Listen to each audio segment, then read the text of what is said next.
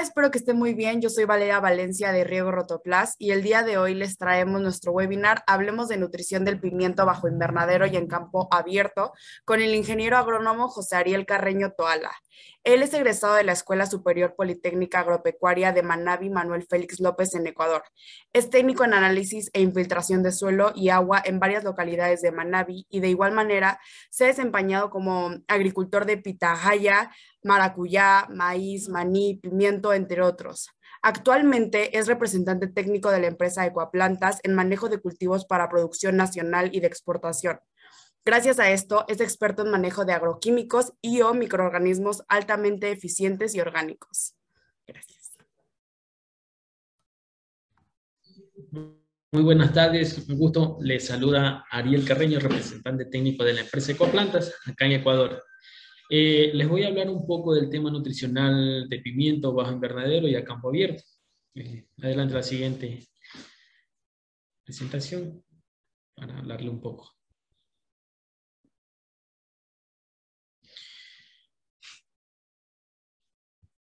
En Ecuador, la empresa Ecuaplantas es una de las que ha desarrollado los mejores paquetes tecnológicos, más que todo en el tema nutricional, trabajando de la mano mucho con la microbiología para desdoblar o desbloquear los nutrientes que se encuentran en el suelo. Llevamos ya 22 años en el campo trabajando, no solamente en hortalizas, también en cultivos de exportación, en el tema nutricional y el tema de agroquímicos. Eso es como lo representa acá Ecuaplantas en el Ecuador. Para que avance la siguiente diapositiva.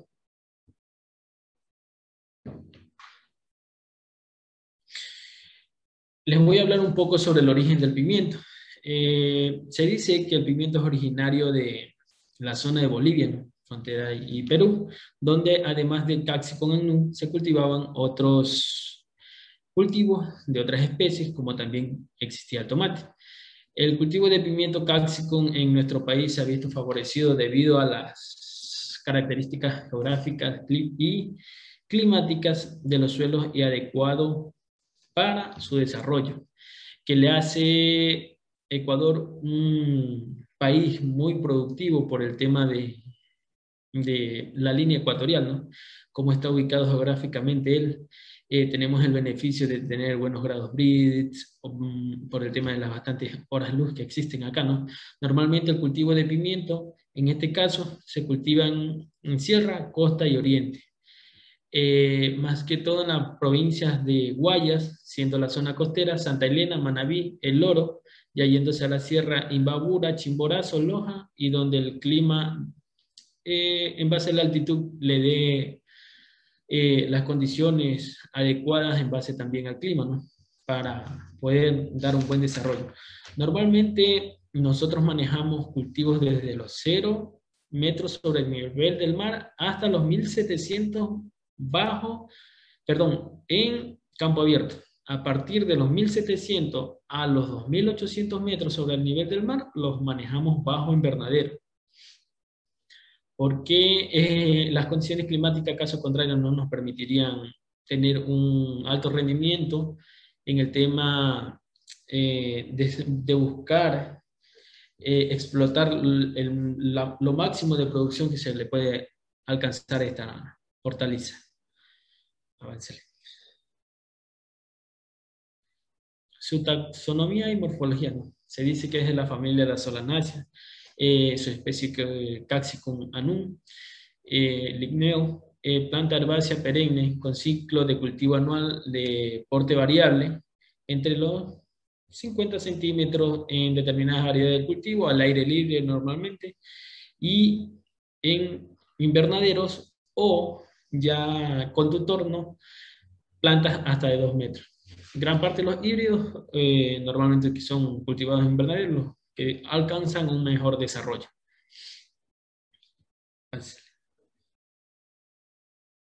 Sus características morfológicas como planta, como le decía, es una planta herbácea, usualmente erecta, con un ciclo anual de porte variable entre 50 centímetros, al aire libre y más de 2 metros en invernadero. Su sistema radicular sí es un sistema radicular pivotante, vigoroso, profundo, hasta de 36 o 48 pulgadas, es decir, de 80 centímetros hasta 1,20 m. Es lo que se puede desarrollar dependiendo también de la estructura del suelo en el que se realice el cultivo, ¿no? Su tallo principal posee un crecimiento limitado a partir de determinada altura, en cruz, ¿no? Emite 2 o 3 ramificaciones, cada rama produce una o dos hojas terminando en una flor. Entonces esto se divide por otras 2 ramas del segundo orden, luego continúa ramificándose y comienza a cargar un poco más, donde va a producir su fruto.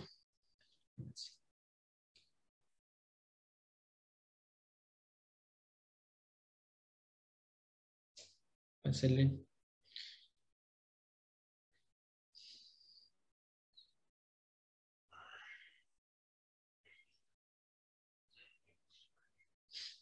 Sus requerimientos climáticos y edafológicos.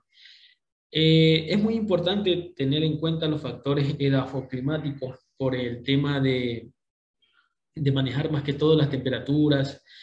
Es muy importante en la época también del año que se podría realizar el cultivo, una buscando el buen precio, otra sabiendo trabajar con los meses donde nos afecta un poco más la plaga. En la zona costera normalmente en estos meses de julio hasta septiembre es un poco más fuerte una plaga, que acá comúnmente le decimos negrito, por el tema de que nos ataca un poco más por las heladas.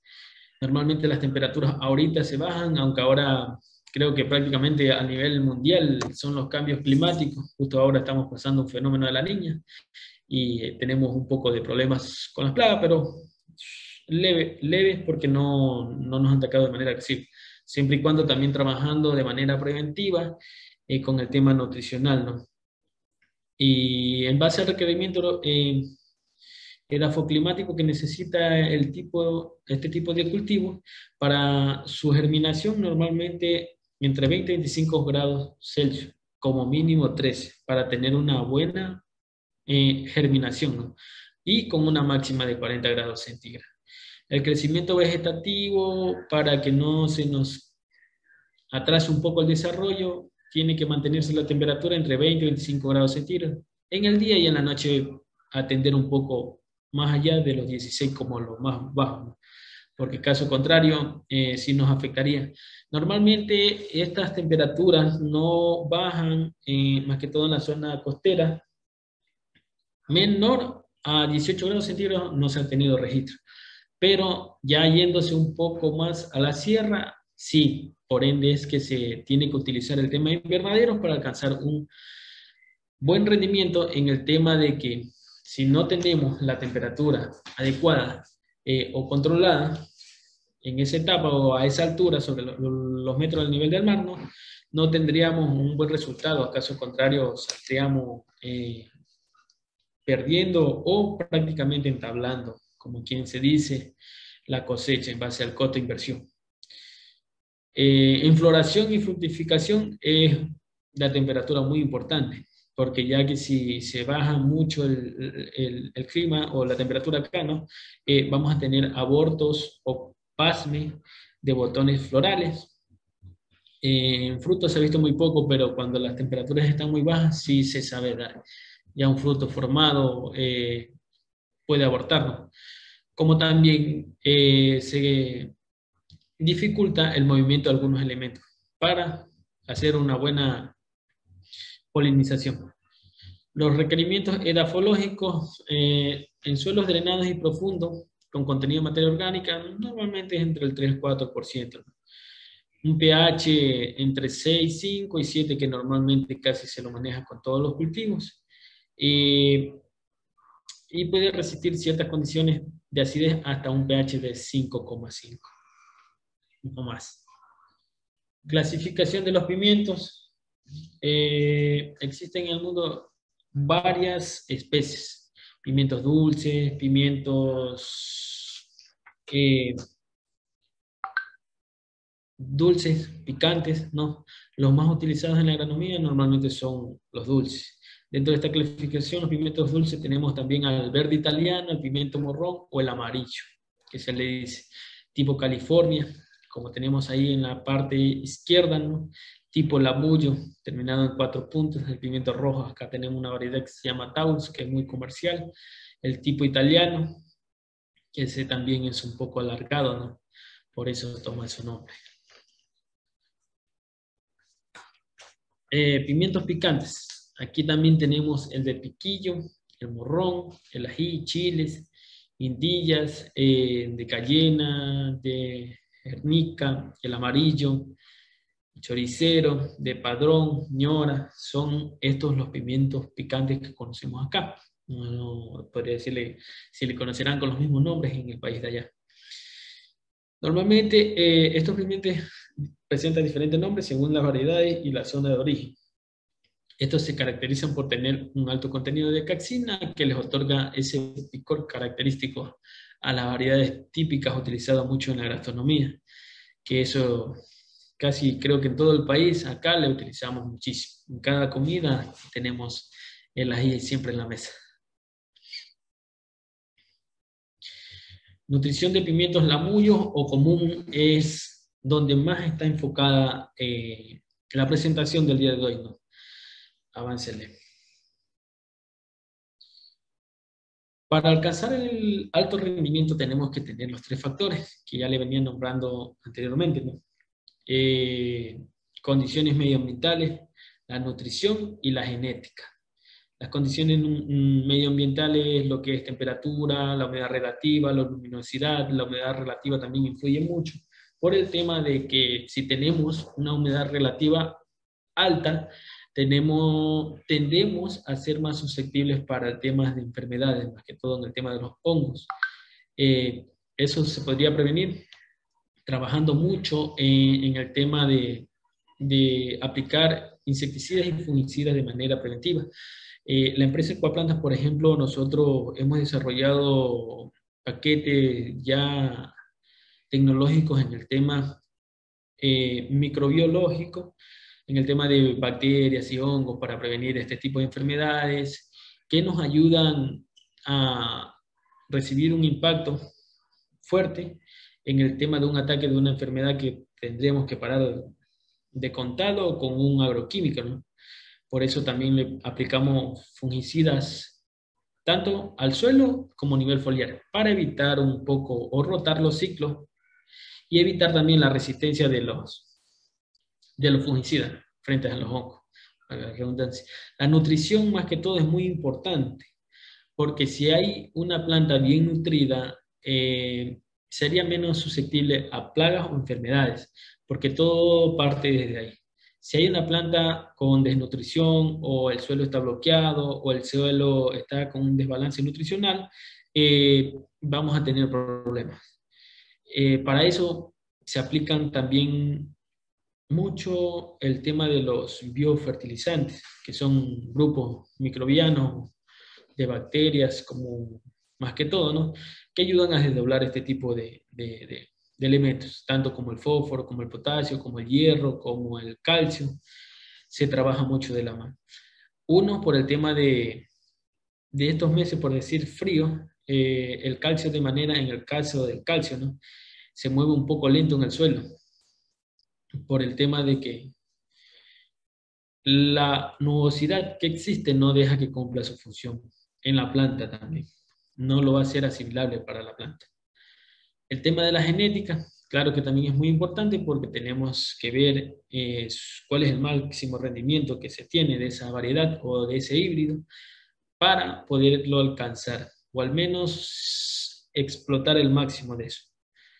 Eso sería en cuanto a los factores del alto rendimiento, para alcanzar el alto rendimiento. La dinámica y movilidad de los nutrientes esenciales en la planta y en el suelo. Normalmente a la izquierda tenemos la tabla del pH, donde vemos que más o menos entre 6, 6, 5 y 7 es como que el máximo de lo asimilable que vamos a tener todos los nutrientes en mayor proporción. O sea, todos, porque si nos apegamos a la izquierda y vemos que el hierro, el manganeso, el boro, el cobre están en mayor proporción, obviamente nos serviría bajar a un pH de rango de acidez, pero no, tendríamos que alinearnos entre 6, 6,5, máximo 7, mantener ese pH para que la planta absorba los nutrientes en el suelo. Caso contrario, estarían ahí en el suelo y si no se mejora el pH, más que todo que tenemos en el suelo, no se van a poder eh, asimilar de manera fácil para la planta. Para eso también se corrige con bioestimulantes, descomponedores de materia orgánica, para que ayuden también a regular el pH, porque también se colocan enmiendas, para que siempre mantengamos un pH óptimo para la absorción de los nutrientes nuestros. Como tenemos el azufre, el calcio, el boro, el magnesio, que son poco móviles en el suelo, eso es lo que yo les explicaba en los días nublosos, de poca luminosidad, no vamos a poder absorber con facilidad estos nutrientes para hacer un buen cuajado de fruto, evitando que se nos aborte o se nos pasme un botón floral o ya una fruta como tal, si no está bien polinizada por sí sola, porque los agentes polinizadores como las abejas, claro que también tenemos que tenerles de la mano, pero es muy importante manejar la dinámica de los nutrientes. Caso contrario, no le favorecería mucho a la abejita, en este caso, que poliniza, si no le ayudamos también con el tema nutricional. Eso era lo que les explicaba. Adelante. Requerimientos nutricionales del cultivo de pimienta.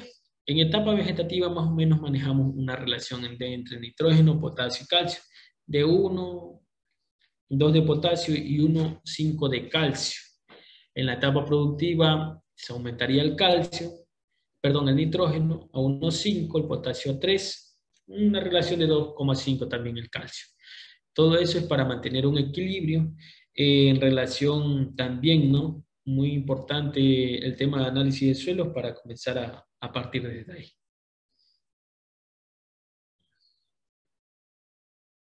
La extracción de nutrientes para producir 120.000 kilos por hectárea es lo que se ha alcanzado en el tema de los pimientos acá en Ecuador, ¿no? Importante saber de esto, por ejemplo, el tema del nitrógeno, el potasio, el calcio, el magnesio, el fósforo. Extracción de nutrientes normalmente de nitrógeno, el pimiento extrae 1.000 kilos de nitrógeno por ciclo, ¿no? En su ciclo productivo, desde la etapa vegetativa hasta su ciclo productivo, ¿no? De potasio 1.600 kilos, de calcio 1.200 kilos, de magnesio 600 kilos y de fósforo 90 kilos. Todo eso también depende de la eficiencia de asimilación que se tenga, ¿no? Normalmente hay que saber ver el tema de qué fuente vamos a colocar para nuestro cultivo, para alcanzar un alto rendimiento. Por ejemplo, las fuentes más comunes que nosotros conocemos acá, el nitrógeno tiene una eficiencia de el 70 y el 80%. Nosotros hemos mejorado algunas cosas y tenemos una fuente de nutrientes como empresa Ecuaplanta entre el 80 y el 95% de asimilación. En el caso del potasio, tenemos unos comunes de 60 a 75, pero se han mejorado varias cosas de la mano con la microbiología a llegar entre el 80 y el 85% de absorción en el tema del potasio. El calcio, el 60 y el 70 de manera común, pero entre las fuentes que nosotros tenemos entre 85 y 95. Ahí sí, un error. De 85 a 95% de eficiencia. El tema del fósforo también tenemos entre el 30 y el 50 de manera común, pero de manera empresarial lo tenemos entre el 80 y el 90% como Ecuaplantas. ¿Por qué? Porque el que nosotros utilizamos, ese solo se desdobla con los exudados que emiten las raíces, con los ácidos que emiten las raíces. Caso contrario, no puede ser asimilado. Y eso se lo ayuda mucho con el tema de la microbiología para que frecuentemente estén activadas las raíces, emitiendo ácidos para que se desdoblen estos nutrientes. Solo con eso se puede desdoblar y la planta lo puede asimilar. No se lo puede disolver con agua ni nada, solo con los exudados de las raíces. La fertilización edáfica granulada sólida e hidrosoluble. Más o menos, este tema de la fertilización edáfica sólida tiende a tener un grado de importancia o sea, de gran valor, se puede decir, en el tema de la nutrición en general. Normalmente muchas personas trabajan solamente con el tema nutricional de los hidrosolubles, enviando solo por fertirriego, pero va de la mano muchísimo hacerlo con el tema de fertilizante edáfico. Obviamente también con biofertilizantes, microorganismos eficientes, desbloqueadores de nutrientes. Caso contrario, no se lograría el rendimiento que uno espera. ¿Por qué? Porque si aplicamos una fuente de fertilizante sólida, edáfica, granulada, y si no tenemos un desbloqueador de nutrientes o asimilador de nutrientes para la planta, no vamos a tener una buena eficiencia de absorción o de asimilación para la planta. Normalmente se utilizan nosotros acá la fórmula en etapa inicial, el Ecuabase, y en etapa productiva el Ecuaforte. Luego viene el Ecuafértil, que esos son fertilizantes hidrosolubles, de sales completas, ¿no? NPK. Normalmente nosotros le hacemos un ciclo de fertilizantes de sales completas, otro ciclo de fertilizantes simples como el calcio y el magnesio, acompañado de bioestimulantes, porque si no, no tendríamos una buena eficiencia de asimilación. Los microorganismos, esos ahí son muy importantes trabajar, porque antes de colocar la fertilización edáfica, deberíamos de colocar los enraizadores, ¿no? Normalmente, pero lo hacemos de manera biológica, para que ellos ayuden a emitir los ácidos húmicos, fúlvicos, que emiten las raíces para tener una buena asimilación o desbloquear estos nutrientes. El tema de la microbiología lo hacemos previo a la fertilización edáfica 8 días antes. 8 días antes le tratamos las raíces a las plantas para prepararle, formar su masa radicular, preparar para que la planta coma. Prácticamente, o sea, abrir la boca de la planta para que ella se alimente de mejor manera. Más o menos ese 10% viene siendo de la tabla que se refleja en el gráfico, los biofertilizantes, que serían el tema de los calcitic, si le alcanzamos a ver aquí. Ese es un grupo microbiano que se encarga de desbloquear el calcio o hacerlo asimilable para la planta. El potassitic o fosfotic, que son desbloqueadores de fósforo, asimiladores de fósforo también, para que la planta absorba con mayor facilidad estos nutrientes. Aparte también se encargan de estimular el desarrollo de las raíces de manera natural. Normalmente le damos, como le decía, 12 ciclos de fertilización de calcio y magnesio y 12 ciclos de sales compuestas, las que yo le decía, más desalinizante de suelo como el Equagreen, que ya más adelante le vamos a ver. No sé si le avanza la próxima diapositiva para verle un poco. Sí, aquí está. Los ciclos de fertilización edáfica granular. Verá, el primer ciclo nosotros lo hacemos 15 días antes del trasplante. O sea, perdón, después del trasplante. En este caso, más o menos 100 kilogramos de Ecuabase por hectárea. En el segundo ciclo de los 2 meses, 15 días, luego del trasplante, 150 kilos ya de Ecuaforte, porque ya no necesitamos, o sea, un porcentaje altísimo de fósforo, ya que tenemos enraizada la raíz y formada como tal. El tercer ciclo de fertilización sería a los 5 meses, luego del trasplante. 150 kilos de Ecuaforte, más o menos. En el cuarto ciclo, que serían más o menos los 7 meses, luego del trasplante, 150 kilos de Ecuaforte por hectárea. Ahí está la fórmula del Ecuaforte, el NPK, la materia orgánica y los microelementos que también tienen. Son estos, en realidad, dependiendo de cómo se vaya manejando el cultivo y cómo esté, se le podría hacer otra más, pero ya eso se va viendo en base al análisis o el monitoreo técnico que se vaya realizando frecuentemente. Los ciclos de fertirrigación, eso sí le hacemos 12 ciclos de sales simples y 12 ciclos de sales compuestas. Las sales simples tenemos, por ejemplo, como el riego calcio, que es un óxido de calcio complejado, trabaja de manera muy eficiente y de manera inmediata. Es un calcio que la planta lo asimila en cuestiones de días. En 2 o 3 días ya se ve una respuesta, es demasiado rápido. Más el nitrato de magnesio y desbloqueadores de nutrientes, en este caso el calcitic o desbloqueando otro nutriente que para que se mantenga en equilibrio la relación calcio-nitrógeno-potasio. 12 ciclos de sales compuestas, NPK, calcio, azufre y magnesio. El Ecuafértil mantenimiento, el Ecuafértil floración, más el Ecuafértil producción, estos, dependiendo de la etapa, tienen su fórmula. Más estimulantes como ácido húmico, como bioestimulantes tipo bioles a base de lombricompost o ya sea de estiércol de ganado, pero que sea una fuente de estimulante garantizada. En el mejor de los casos, ser certificada, porque en caso contrario no se puede tener un buen resultado. Hay que tener mucho cuidado con los estimulantes, porque más bien en vez de favorecernos, nos podrían perjudicar dependiendo de la fuente que sea obtenida este tipo de enmienda, ¿no? O mejorador de suelo. Eso es lo que se necesitaría más bien para alimentar bien una planta.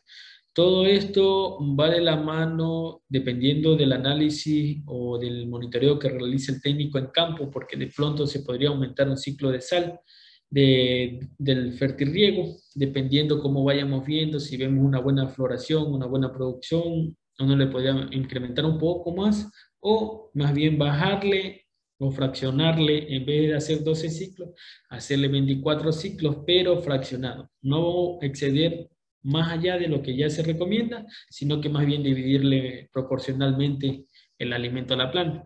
Porque una a campo abierto o se lexivia o se evapora con el sol, dependiendo en las horas del día que lo hagan. Y en invernadero, pues se puede controlar esto de mejor manera. Si le puede fraccionar, entre más le fraccione, va a tener una mayor eficiencia. Claro que cuando hay una producción agresiva, si toca aumentar o dosificar, pero de manera inmediata para que la fruta nos acompañe en porte y peso, color y sabor también, porque eso se va dando de la mano con el tema nutricional. Eso, avanza. Servicios sociodiagnósticos. Sí, Invitamos a probar nuestros. vamos a hacer un pequeño comercial súper breve, Inge. Para los que nos estén viendo por acá, digo, me presento súper rápido. Yo soy Patricia Martínez del equipo de Riego Rotoplas. Aquí estamos promocionando súper rápido el servicio de diagnóstico que traemos ahorita para los sistemas de riego aquí en la ciudad, tanto en toda la República Mexicana. En este momento lo estamos haciendo sin costo y el chiste es lo que hacemos es que mandamos a un par de técnicos a su cultivo y se hace un escaneo de todo el sistema de riego y se les entrega al final en 48 horas un reporte con todo el estatus de su sistema de riego, ¿no? Y al final es algo muy importante para todo este tema que está comentando el ingeniero sobre el tema de fertirrigación, pues es la importancia de tener tu sistema de riego actualizado y en tiempo y forma como muy, muy puntual, ¿no? Entonces, este es el servicio que estamos ofreciendo, Inge. Igual si me con la siguiente, Val. Digo, muchas gracias, igual ingeniero. Acá están sus datos y los vamos a estar enviando igual a las personas que vean esta grabación. Igualmente vamos a estarles compartiendo sus datos por si hubiera cualquier duda. Yo igual, si me ayudas con la siguiente, porfis, sí traigo un par de preguntas que le quería hacer ahorita escuchándolo. Principalmente con este tema que estamos viviendo a nivel global y a nivel Latinoamérica con todos los cambios climáticos.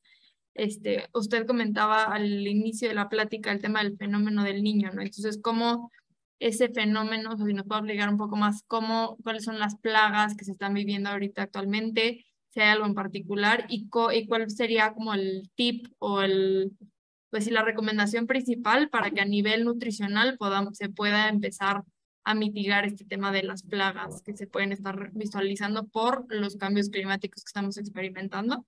Esa sería mi primera pregunta. Verá, en cuanto a mi recomendación en base a estos temas de los cambios bruscos de clima que se están dando, yo recomendaría que se le dé mucho énfasis al tema microbiológico, porque caso contrario, prácticamente casi nadie ha venido haciendo mucho trabajo en el tema de la microbiología en el suelo, porque yo he visto reportajes incluso de que se van descomponiendo los suelos por el tema nutricional. Hay productores, no sé si ustedes han escuchado, que dicen, no, pues si yo antes colocaba, digamos, 150 kilos de potasio, ahora le coloco 300 y cosecho menos de lo que cosechaba antes, pero es porque le vamos matando o eliminando la vida microbiana del suelo. Eso de ahí sería uno de los factores muy importantes que le tomen en cuenta. También los estimulantes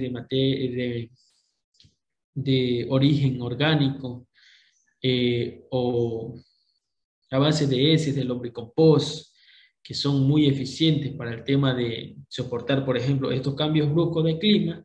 Tocaríamos calentarle un poco, como quien dice, la raíz a la planta, y para eso deberíamos colocar enmiendas o tener lo más óptimo posible regulado el pH, para tener una asimilación de los nutrientes de manera factible en la planta. También estas enmiendas nos ayudan a mejorar, a desdoblar y a que la planta no tenga problemas de que si se mueren las raíces, ellas no estén renovando raíces frecuentemente. Por eso se le ayuda con la microbiología a que ellas estén emitiendo pelos absorbentes frecuentemente cada 8 días. Normalmente es el ciclo de vida de las raicillas, o en este caso los pelos absorbentes, que son microscópicos, no se podrían alcanzar a ver a simple vista. Ellos están renovando raíces constantemente. La microbiología sí es muy importante. El tema que usted lo nombraba ahí, el fertirriego, es muy importante también para manejar. Se le puede dar también como recomendación de hacer cultivos hidropónicos, tener algo en casa también para cultivo familiar, para tener que comer en caso, por ejemplo, esto que nos afectó a todos, como la pandemia, que prácticamente todos no teníamos acceso a un pimiento, a un pepino, un tomate, alguna fruta para poder alimentarnos. Yo sí le recomendaría de pronto tener un huerto familiar en casa. Y eso se podría manejar mucho con la microbiología, que es muy importante. Ni siquiera vamos a tener la posibilidad de adquirir o de llegar a aplicar un insecticida químico, porque si lo manejamos muy bien o frecuentemente vamos a tener un resultado y vamos a tener una fruta sana, ¿no? Esa sería una de mis recomendaciones. Súper bien. Y también le quería preguntar, en su experiencia, digo, la experiencia que tienen en Ecuador, ¿cuál sería o cómo ven ustedes el tema del análisis de suelo? ¿Cada cuánto realizan o recomiendan hacer análisis de suelo, ¿no? Para que, sobre todo para que la persona que esté viendo pues, vea más o menos qué es lo ideal, porque muchas veces se obvia, ¿no? Como que, ya hice un análisis, mínimo aquí en México pasa mucho, que hice un análisis de suelo hace como 10 años y creo que por ahí está el papel y está perdido y ni nos enteramos de qué está pasando. Entonces, ¿cuál sea la recomendación? ¿Cuál sería la periodicidad ideal para mantener esta información activa, viva y que pues, sí se utilice, ¿no? Normalmente se recomienda hacerlo antes de sembrar el cultivo, ¿no? Antes de realizar el cultivo, usted debe hacer un análisis de suelo y con un tiempo de anticipación porque, o sea, antes de ser trasplantada la planta en campo, cuando recién se comienza a hacer el vivero o el semillero, desde ahí prácticamente se partiría a hacer el análisis de suelo dependiendo del laboratorio, qué tiempo se demore, porque hay laboratorios acá que se demoran hasta 3 meses, como también hay unos que le entregan a los 15 días o máximo un mes. Todo va de la mano cómo se maneje, pero sí se recomienda hacerlo con una frecuencia al menos en pimiento 2 como mínimo y 3 como máximo, para ver si se está comportando de manera eficiente. Lo podemos hacer también con equipos que son de uso rápido, se puede decir. Pero lo más importante de todo eso, lo que tienen que tener en cuenta o medir frecuentemente es el pH y la conductividad eléctrica del suelo, para que no se altere o no se baje, sino que esté en un punto óptimo para que la planta asimile los nutrientes que están en el suelo. No, eso es lo que le puedo recomendar. Ujú. Excelente, excelente. Muchas gracias, Inge. Yo Eran, igual tengo una duda rápida. ¿Qué tan difícil o fácil es exportar los pimientos? O sea, ¿hay que tener algún como cuidado especial o realmente es muy fácil exportarlos? No, no es muy complicado, pero sí tiene su costo. Lo que pasa es que, por ejemplo, si le manejamos de manera química o en equilibrio, como nosotros lo hacemos, químico versus biológico. Si nosotros lo hacemos de manera química, sí hay que tener un cuidado muy fuerte, porque pocos son los insecticidas, fungicidas, pocos residuales que se trabajan en los cultivos. En el tema de los pimientos, por ejemplo, son un poco más. Normalmente casi todos los insumos agrícolas no están en su ficha técnica registrado, tanto, digamos, en pimiento, eh, tal dosis, no lo dice, pero más bien ya con la experiencia uno sabe que tal insecticida controla tal plaga. Pero para evitarnos un poco eso, nosotros lo trabajamos mucho con la biología. En el tema de los pimientos, porque ya acá, por ejemplo, no solamente para exportar se está exigiendo este tema de que no tenga residuos químicos la fruta, sino que también para los temas locales, porque, o sea, nosotros cuidamos el mercado de afuera, pero no nos cuidamos nosotros mismos, que somos los que consumimos lo nuestro. Deberíamos de implementarlo en todos y todo eso ya se está viniendo. Hace unos 3 o 5 años atrás se viene trabajando en eso. Casi nadie lo hacía y ahora veo que lo hace bastante gente. Nosotros manejamos muy bien también ese tema de la residualidad de cualquier insecticida o fungicida químico. Y para eso también tenemos fuentes microbiológicas que nos ayudan a descomponer o desdoblar estas moléculas de cualquier insecticida del cual se ha utilizado para controlar cierta plaga. Pero desde ahí parte también acá, por ejemplo, el trabajo muy importante que lo hace Agrocalidad, de ver si se están haciendo los trabajos bien, al menos exigiendo el tema de las BPAs, que son buenas prácticas agrícolas, que es un rubro que se necesita acá en el Ecuador para poder al menos exportar un producto. No solamente pimientos, sino que también aguacates, pitahayas, entre otros cultivos que también son de exportación. Perfecto, muchas gracias. ¿Alguna otra pregunta? no, de nuestro lado no, Inge. Muchas gracias. Si me ayudas con la siguiente, Van. Creo que ya es.